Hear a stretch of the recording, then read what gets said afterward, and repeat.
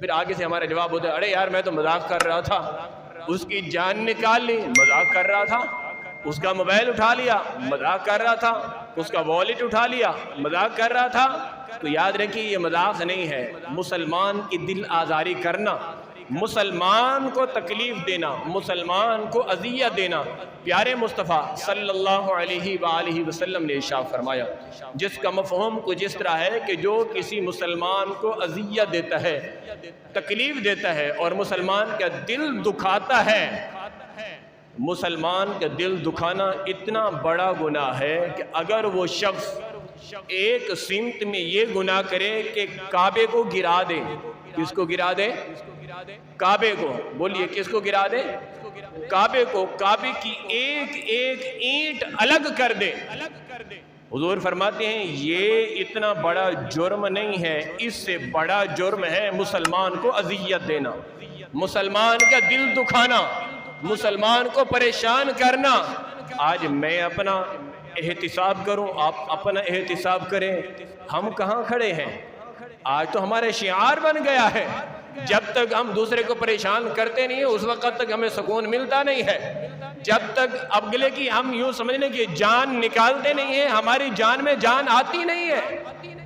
تو بہت ساری مذاق ایسی ہوتی ہے جو کفر تک لے جاتی ہے۔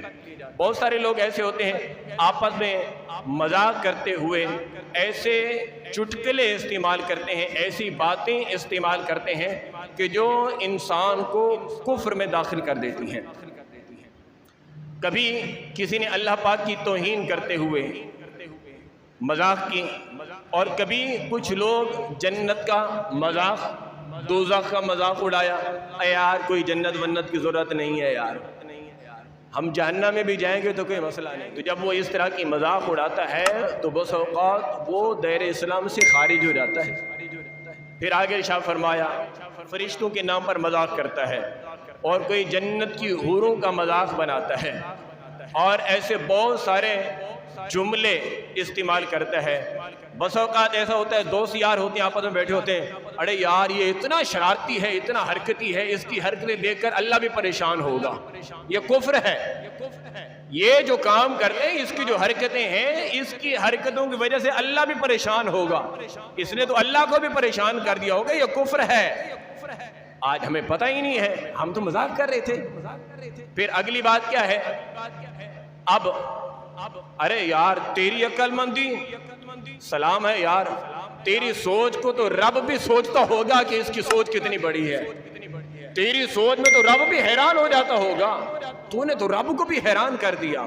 العیاذ باللہ تعالی، یہ بھی کفر ہے، اس سے بھی بچنا ہے ہم نے۔ اور پھر اسی طرح بعض لوگ رشوت لے رہے ہوتے ہیں، رشوت دے رہے ہوتے ہیں، اور جناب ماشاءاللہ آپ کی سرکاری نوکری لگ گئی یا آپ کی پرائیویٹ نوکری لگ گئی، آپ تو آج کل تو آپ کے مزے ہیں، تو کیا حساب کتاب بن جاتا ہے؟ تو آج آپ کے جیب میں پیسے بھی بہت سارے ہیں ماشاءاللہ، کہاں سے ہے؟ الحمدللہ یہ میرے رب کا فضل ہے، جیب میں پیسے رشوت کے، یہ فضل میرے رب کا ہے۔ جیب میں پیسے یتیم کا مال ہے، یتیم کا حق مار کر جیب میں پیسے رکھے ہیں، ھذا من فضل ربی، یہ میرے رب کا فضل ہے۔ بہنوں کا حق مار کے جیب میں رکھا ہے، ھذا من فضل ربی۔ رشتہ داروں کا حق مار دیا، ھذا من فضل ربی۔ بہنوں کا حق مار کے بنگلہ بنا لیا، ھذا من فضل ربی۔ بہنوں کا حق مار کے گاڑی خرید لی، یہ میرے رب کا فضل ہے، گاڑی میں لکھوا دیتے ہیں ھذا من فضل ربی۔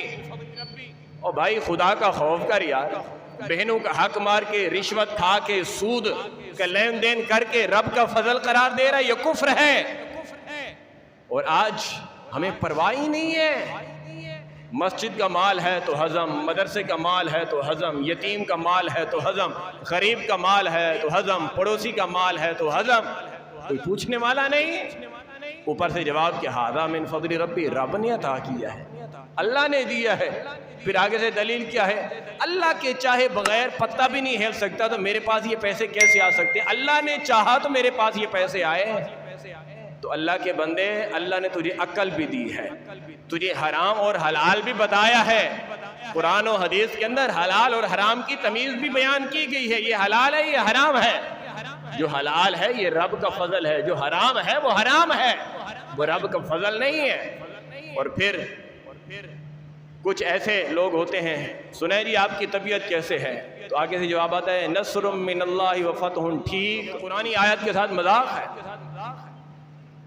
المدینہ العلمیہ کے مفتیان کرام نے یہ ساری چیزیں لکھی ہیں جو میں آپ کے سامنے بیان کر رہا ہوں۔ یہ مفتیان اعظام نے جن کفریہ جملوں کی طرف نشاندہی کی ہے وہ چیزیں آپ کے سامنے رکھ رہا ہوں۔ اور بعض بے باک بدبخت تو ایسے ہوتے ہیں، ارے کوئی بات نہیں ہے یار، جہنم میں بھی چلے جائیں تو کوئی پرواہ نہیں ہے، ہمیں جہنم کی آگ سے کچھ نہیں ہوتا۔ یہ اللہ کی عذاب، رب تعالیٰ ارشاد فرماتے ہیں قرآن مجید کے اندر کہ اس کا جو عذاب ہے وہ ایسا سخت عذاب ہے کہ کوئی تصور بھی نہیں کر سکتا، اس کا عذاب تو اتنا سخت ہے۔ اور ارشاد فرمایا جو قرآنی آیات کا مذاق اڑاتا ہے اس کے لیے تو ذلیل کر دینے والا عذاب ہے۔ اور پھر اسی طرح بعض لوگ کہتے ہیں کوئی بات نہیں، جہنم میں بھی جائیں گے تو کوئی بات نہیں ہے، فلمی اداکار تو وہی ہوں گے، ملاقات تو ہو جائے گی۔ اتنی عقل کے اندھے ہو گئے، فلمی اداکاروں سے اتنی محبت ہو گئی، جہنم میں جائیں گے، العیاذ باللہ تعالی۔ ایسے ہی بہت سارے کفریہ جملے ہیں جو مذاق کے اندر بولے جاتے ہیں اور بندے کو پتہ نہیں ہوتا، وہ اپنا ایمان گنوا بیٹھتا ہے۔ اسی طرح بہت سارے گانے، ہمارے بہت سارے نوجوان ایسے ہیں جن کو گانے سننے کا بڑا شوق ہے، فلمیں دیکھنے کا بڑا شوق ہے۔ سینکڑوں گانوں کے اشعار ایسے ہیں جو کفر پر مشتمل ہیں، اور ہمارے نوجوان بڑے شوق سے، بڑی محبت کے ساتھ یوں سمجھ لیں کہ اس شعر کے اندر گم ہو کے وہ شعر پڑھ رہے ہوتے ہیں، زبان سے گنگنا رہے ہوتے ہیں، وہیں کرتے کرتے جو ہے نا رات کو سو رہتے ہیں۔ کانوں کے اندر وہ ٹوٹیاں لگی ہوئی ہوتی ہیں، گھر والوں کا پتہ نہیں ہے، بوڑھی ماں کا پتہ نہیں ہے، بوڑھے باپ کا پتہ نہیں ہے، گھر والوں کا پتہ نہیں ہے، فلم دیکھتے دیکھتے رات کو سو گئے۔ اگر رات کو موت آ گئی تو کس حالت میں مرے ہو؟ موت کی کسی کے پاس ضمانت ہے کہ کب آئے گی؟ ایک سانس لی ہے، دوسری سانس کا پتہ نہیں ہے وہ آئے گی یا نہیں آئے گی، یہ تو رب جانتا ہے نا۔ تو ہر سانس کی قدر کیجئے۔ اگر آج آپ نے اپنے اس زندگی کے اندر ان اوقات کی قدر نہ کی، اسی طرح آپ زندگی گزارتے رہے، قرآن و حدیث کا مذاق اڑاتے رہے، اور پھر اسی طرح اذان کی بے حرمتی کرنے والے بعض لوگ ایسے ہوتے ہیں، ادھر مسجد میں اذان، ارے یار مولوی ابھی شروع ہو گیا ہے، بجائے اس کے کہ وہ ٹی وی بند کرتے آواز اور تیز کر دیتے ہیں اور زیادہ کر دیتے ہیں تاکہ وہ آواز اذان کی سنائی نہ دے، مسجد سے جو تلاوت کی آواز آئی وہ سنائی نہ دے، ٹی وی کی آواز اور تیز کر دی، مسجد سے جو واعظ و نصیحت کی بیان کی آواز آ رہی ہے وہ سنائی نہ دے، کھڑکی بند کر دو، اے سی چلا کے کھڑکی بند کر کے دروازہ بند کر کے اندر ہم فلم دیکھ رہے ہیں، ڈرامہ دیکھ رہے ہیں، فیوریٹ شو آ رہا ہے وہ دیکھ رہے ہیں۔ مسجد سے قرآن و حدیث کی آواز نہیں آنی چاہیے۔ ہم نے قرآن و حدیث پر کس چیز کو فوقیت دی ہے؟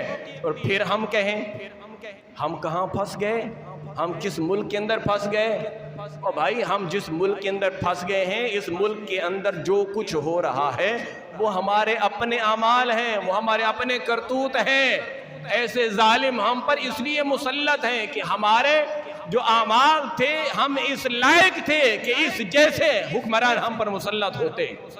اگر ہمارے اعمال اچھے ہوتے نا، ہمارے اعمال خالص ہوتے، اللہ کی رضا کے لیے اگر ہم نے اعمال کیے ہوتے، نیکیاں کی ہوتی، تو پھر اللہ تبارک و تعالی ہمیں سلطان صلاح الدین ایوبی جیسے حکمران عطا فرماتا، پھر سلطان نور الدین زنگی جیسے حکمران عطا فرماتا، پھر اللہ تبارک و تعالی یوسف بن تاشفین جیسے حکمران عطا فرماتا، محمد بن قاسم جیسے حکمران عطا فرماتا، پھر ایسے بادشاہ میں نصیب ہوتے کہ جو حضرت سیدنا عمر بن خطاب رضی اللہ تعالیٰ عنہ کے پیروکار ہوتے، ان کے نقش قدم پہ چلنے والے ہوتے، عدل و انصاف ان کے پاس ہوتا، صدیق اکبر کی صداقت کی خیرات ان کے پاس ہوتی، فاروق اعظم کے عدل و انصاف اور جاہ و جلال کی خیرات ان کے پاس ہوتی، عثمان غنی کی حیا ان کے پاس ہوتی، سخاوت ان کے پاس ہوتی، مولا مشکل کشا کی شجاعت، بہادری اور ولایت ان کے پاس ہوتی، اور حضرت امام حسن کا صبر ان کے پاس ہوتا۔ امام حسین رضی اللہ تعالی عنہ کا میدان کربلا میں جا کر دین اسلام کی سربلندی کے لیے اپنا سب کچھ قربان کر دینے کا جذبہ ان کے پاس ہوتا اور وہ اسلام کی سرحدوں کے پہرے دار ہوتے۔ آج اسلام کی سرحدوں کے ڈاکو اس لیے ہم پر تو مسلط ہیں کیونکہ ہمارے اعمال ایسے ہو گئے ہیں، ہمارا کردار ایسا ہو گیا، ہماری گفتار ایسی ہو گئی ہے۔ اپنے آپ کو بدلنا ہوگا، جس دن ہم نے اپنے آپ کو بدلا اس دن خود نظام بدل جائے گا۔ ان اللہ لا یغیر ما بقوم حتی یغیروا ما بانفسہم، بے شک اللہ تبارک و تعالی اس قوم کی حالت کو نہیں بدلتا جو قوم خود اپنی حالت کو بدلنے کے لیے تیار نہ ہو۔ پہلے ہمیں اپنے آپ کو خود بدلنا ہوگا، پھر نظام تبدیل ہو جائے گا۔